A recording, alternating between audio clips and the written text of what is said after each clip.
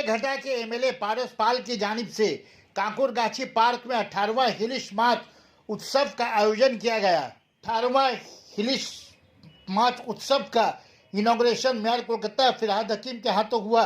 मेहमान खुसूसी एमपी सुदीप बंदोपाध्याय, रियासती वजीर दमकल सुजीत बोस, एमपी दमदम सौगतो राय, रियासती वजीर तापस राय, तृणमूल जनरल सेक्रेटरी संजय बख्शी, साबिक एमएलए जोड़ा साकू सुमिता बख्शी, रियासती वजीर शशि पांजा, बंगला आर्टिस्ट नील, तृणमूल कांग्रेस स्पोकन मैन कुणाल घोष और बहुत सारे तृणमूल लीडरान और काउंसलर ने शिरकत की।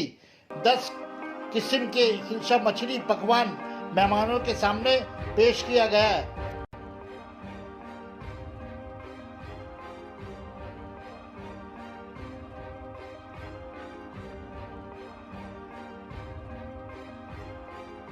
সাথে সমস্ত অতিথিকে আমরা পেয়েছি, আমরা আন্তরিকভাবে কৃতজ্ঞতাদের কাছে। মাননীয় সুদীপ বন্দ্যোপাধ্যায়, মাননীয় কলকাতা পৌরসভার মেয়র মন্ত্রী, সকলের প্রিয় ক্রিয়া রাখেন, শশী পাঁজা, সুজিত বসু, নির্মল মাঝি থেকে শুরু করে বিভিন্ন কাউন্সিলর এবং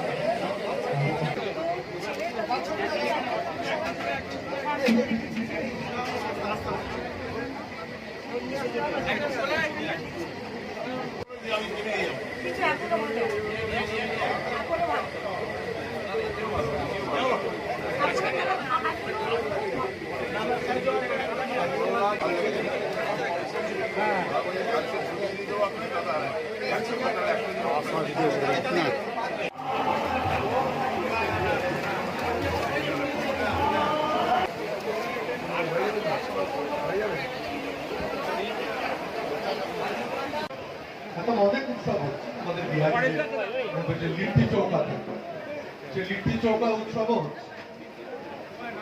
আমাদের সবকিছু উৎসবকে ছাড়িয়ে পরেশের এই ইলিশ উৎসব অত্যন্ত প্রাধান্য পেয়েছে সারা কলকাতা শহর।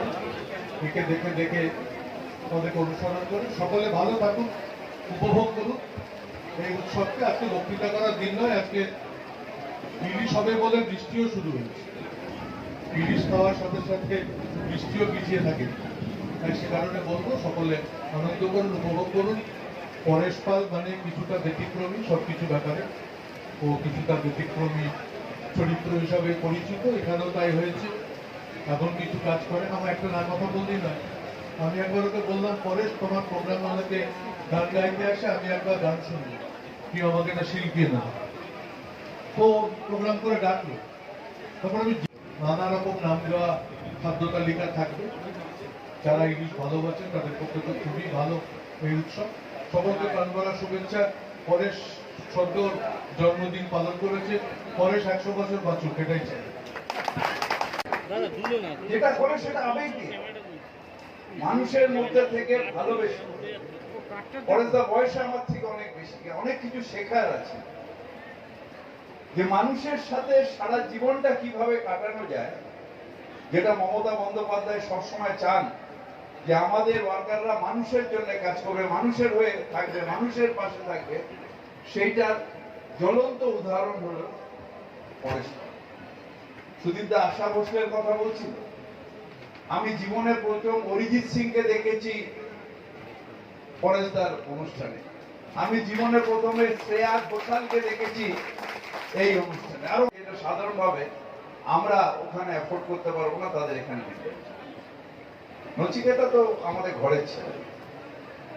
তাই আমরা এখানে আসি শেখবার জন্য যে কিভাবে মানুষকে পাশে নিয়ে কাজ করা যায়। এই ওয়ার্ডটা আমাদের জেনারেল ইলেকশনে অনেকটা পেছিয়েছে। সুদীপদা ছিলেন ক্যান্ডিডেট সিলেকশনে, সুদীপদা বলেন ওই ওয়ার্ড পরেশ ছাড়া কেউ বার করতে পারবে না। এই 31 নম্বর। সুতরাং মানুষের পাশে মানুষের হয়ে যে কাজ করে সেই পরেশদা আজকে ইলিশ উৎসব। আমি একটু তাড়াতাড়ি বাড়ি যাবো, কারণ একটা ভালো সাইজের ইলিশ দিয়েছি। আমরা বাংলার মানুষরা, আমরা সবাই যে কোনো ভাষায় কথা বলি, যে কোনো ধর্ম অবলম্বন করি, কিন্তু আমাদের প্রথম পরিচয় আমরা বাংলার মানুষ, তারপর নিশ্চিতভাবে আমরা ভারতীয়। তাই আমরা সবাই একসাথে থাকবো, একসাথে আনন্দ করব, খুব করে ইলিশ মাছ খাবো, খুব করে, শুধু ইলিশ কেন, চিংড়ি মাছও খাবো, নাহলে আমার মোহনবাগানের লোকেরা দুঃখ পেয়ে যাবে। আমরা সব কিছু খাবো, আনন্দ করব। কিছুদিন বাদে পুজো আসছে। এবার পুজোয় মমতা ব্যানার্জি একটা দীর্ঘ পুজো শুরু হয়ে গেছে, 1 মাস ধরে আমাদের পুজো শুরু হয়েছে ইউনেস্কোকে ধন্যবাদ দিয়ে। এই পুজোয় আমরা চুটিয়ে আনন্দ করব, হই হই করব, আর বলবো হ্যাঁ আমরা খেলা মেলায় ভালোবাসি, আমরা আত্মহারা হয়ে আনন্দ করতে ভালোবাসি। তার কারণ আমাদের মনের মধ্যে হৃদয়টা আছে, আমরা মেশিন হয়ে যাইনি। তাই বাংলার মানুষ খেলা মেলা নিয়েই আমরা আনন্দে। আপনারা সবাই ভালো ছিল, আছে, থাকবে। ভোটের সময় ভোট আসবে, মানুষের সমর্থনে তৃণমূল জিতবে। আর তার বাইরে সারা বছর বিভিন্ন ধরনের নাগরিক পরিষেবা, কাজ, জনসংযোগ, উৎসব, মানুষকে সঙ্গে নিয়ে মানুষ যা চান মানুষের মধ্যে মমতা বন্দ্যোপাধ্যায়ের নেতৃত্বে, অভিষেক বন্দ্যোপাধ্যায়ের সেনাপতিত্বে তৃণমূল কংগ্রেস সমস্ত রকম ভাবে মানুষের পাশে ছিল, আছে, থাকবে। আজকের এই সুন্দর উৎসবের দিনে আপনাদের অভিনন্দন জানাচ্ছি, স্বাগত জানাচ্ছি। আমরা খবর পেয়েছি, আমরা নজর রাখছি বিষয়টা। এটা একটা যেহেতু তদন্তের ব্যাপার, যাদের কাছে হচ্ছে কিছু হচ্ছে তাদের ভাষণগুলো আমরা এখনো পাইনি। গোটা জিনিসটা ফলে ওটা নজর রাখা হচ্ছে, এটা একটা তদন্তের ব্যাপার।